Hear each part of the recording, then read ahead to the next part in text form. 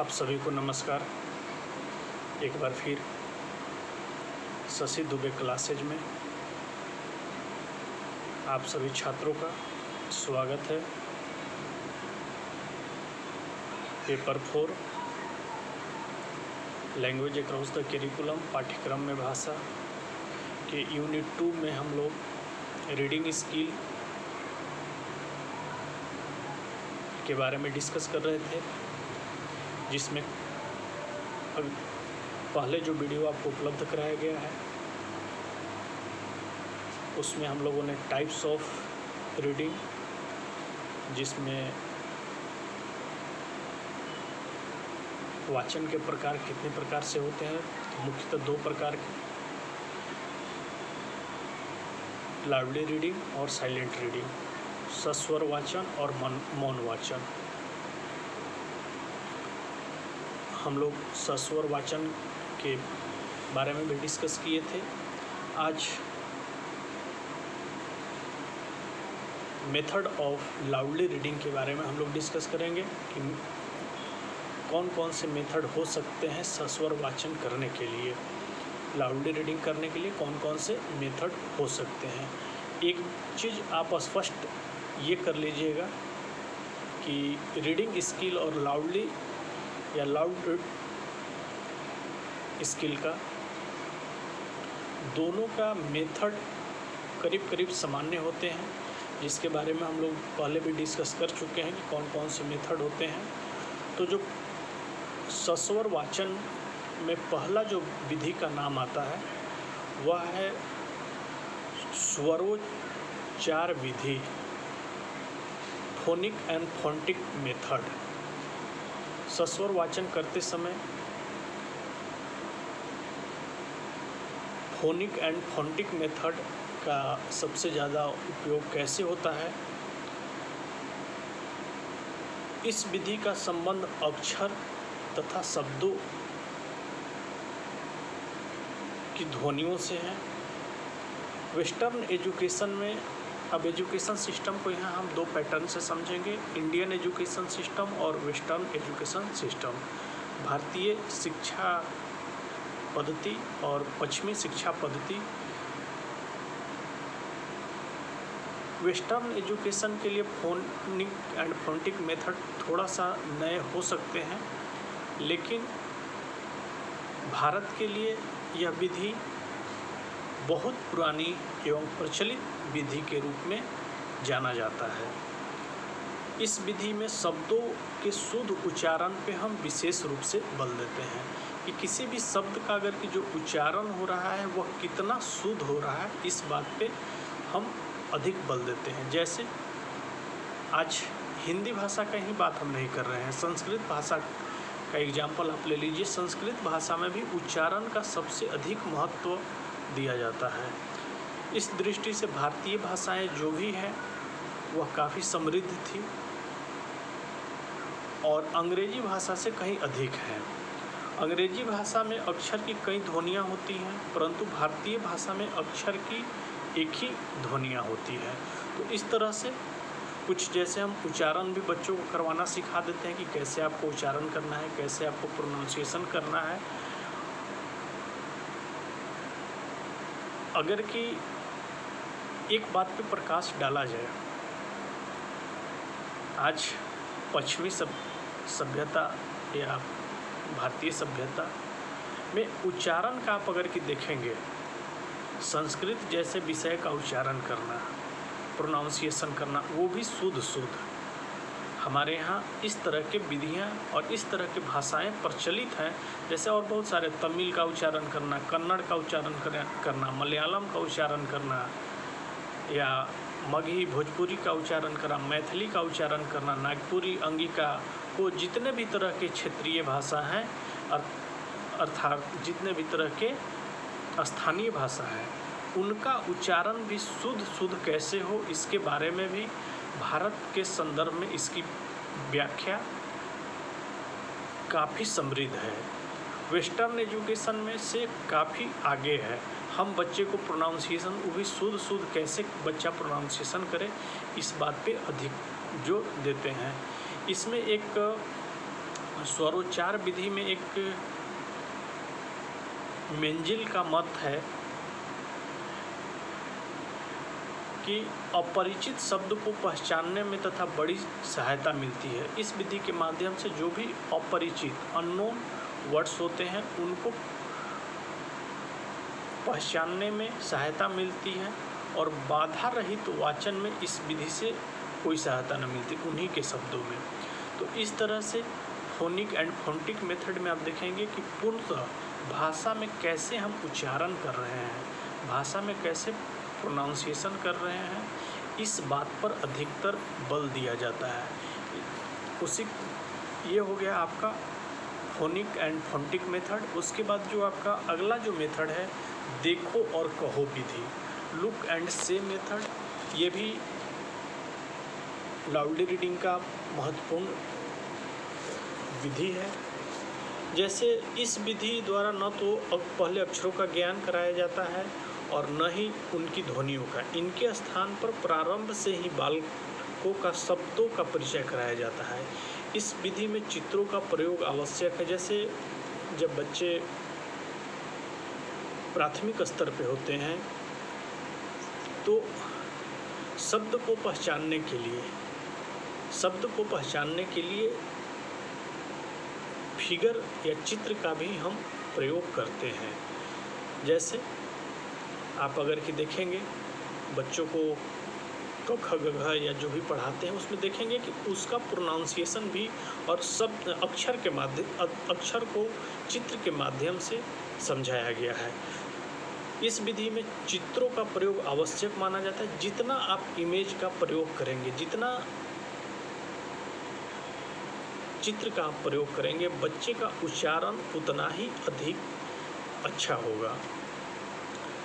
चित्रों के ऊपर या नीचे का बोध कराने के लिए शब्द लिखे रहते हैं। चित्रों का आकार इतना बड़ा होता है कि उन्हें चित्र निकट आने की कोई आवश्यकता नहीं है। जैसे आप देखेंगे कि जो भी इमेज होता है उसमें वो इमेज इतने स्क्वायर में दिए रहते हैं, वर्ग में दिए रहते हैं कि बच्चे कुछ दूर से ही उस चित्र को देख लेंगे। बालक अपने अपने स्थानों पर रहते हुए चित्रों को देख सकते हैं।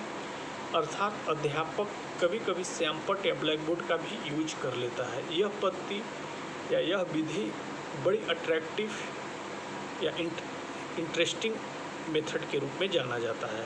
अनेक बार उस चित्र को शब्दों के देखने के लिए या शब्द का चित्र बालक के मेमोरी पर या स्टूडेंट के मेमोरी पे छा जाता है। इस विधि के कुछ सीमाएं हैं, लिमिटेशन है इस विधि का। क्या क्या लिमिटेशन है उस बात पे भी हम फोकस।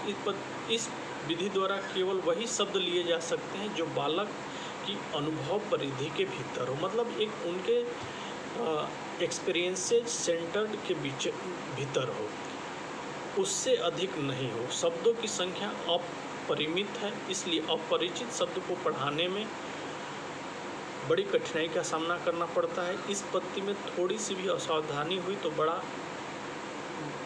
बच्चा गलत उच्चारण या गलत प्रोनाउंसिएशन भी कर सकता है या उसके गलत अर्थों को भी समझ सकता है। तो इसलिए आपका लुक एंड से मेथड में इस बात को हम जिक्र करते हैं कि इस विधि के माध्यम से बच्चे को चित्र दिखाएं, उसके बाद अक्षर या जो वर्ड्स हैं उसको आप पढ़ाएं और वह कंपेयर करके समझे। जैसे A4, अगर कि सिर्फ हम डायरेक्ट बच्चे को ABCD सिखा दे रहे हैं, प्रोनाउंसिएशन करने बता दे रहे हैं, तो उनके मेमोरी में सिर्फ एक ही ध्वनि गूंजेगा ABCD।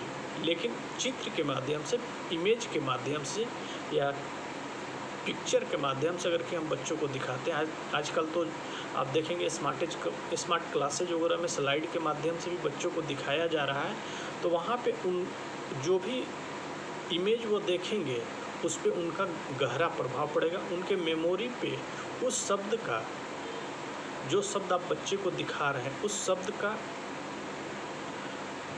उन पे बहुत अधिक गहरा प्रभाव पड़ सकता है। तो इस तरह से हम लुक एंड से मेथड के माध्यम से भी लाउडली रीडिंग या सस्वर वाचन करने के लिए बच्चे को कह सकते हैं और इसके माध्यम से भी बच्चे को सिखाया जाता है।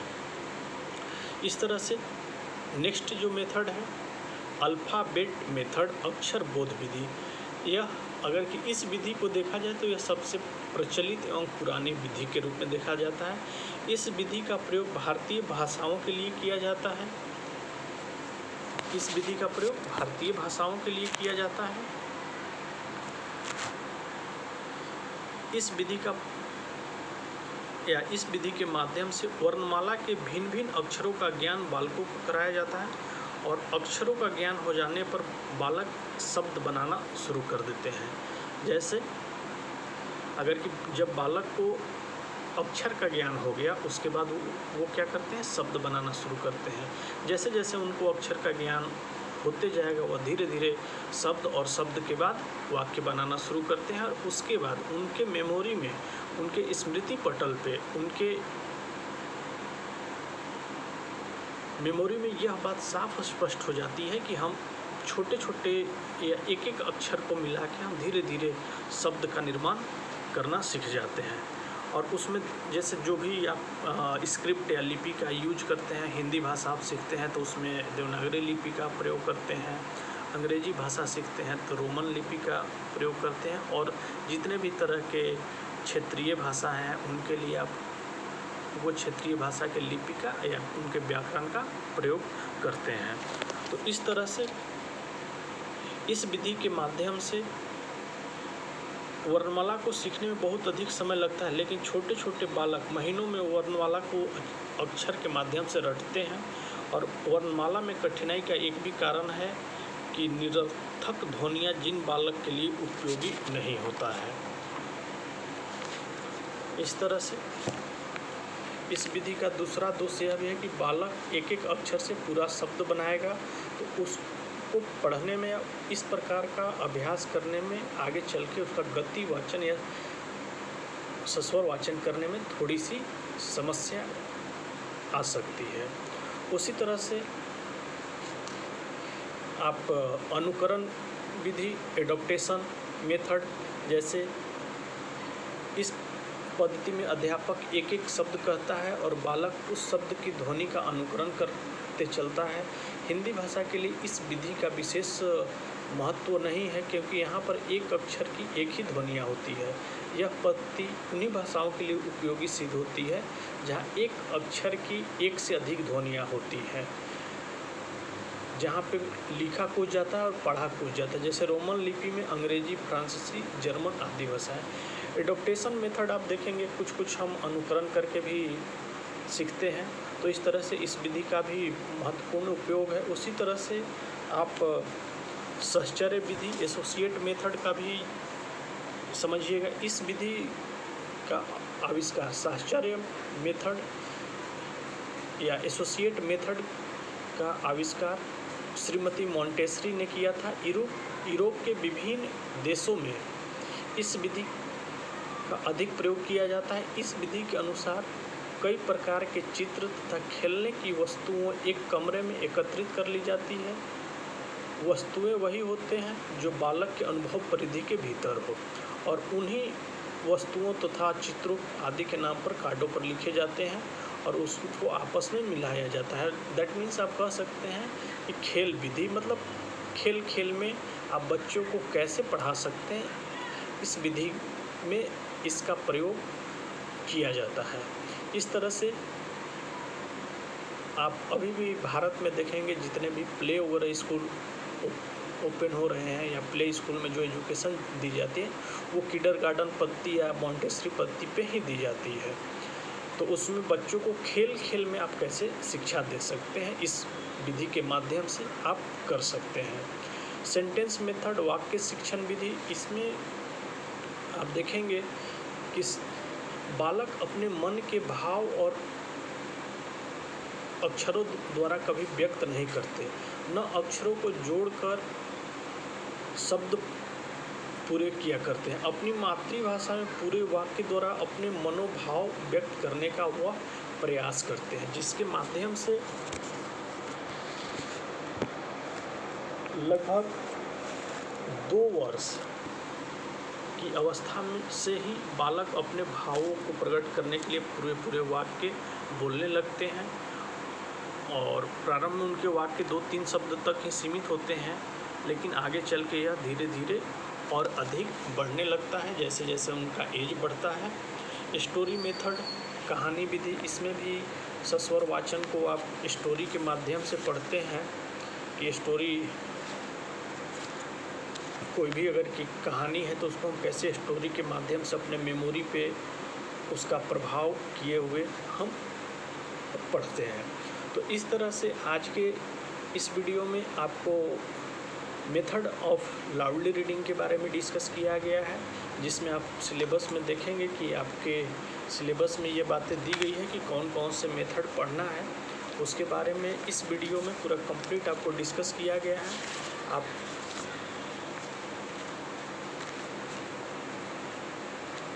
Alphabetical method, word method, sentence method, तो ये आपका, और काइंड्स ऑफ रीडिंग में साइलेंट रीडिंग और loudly reading, types of reading आपका हो गया है। तो इस तरह से रीडिंग स्किल भी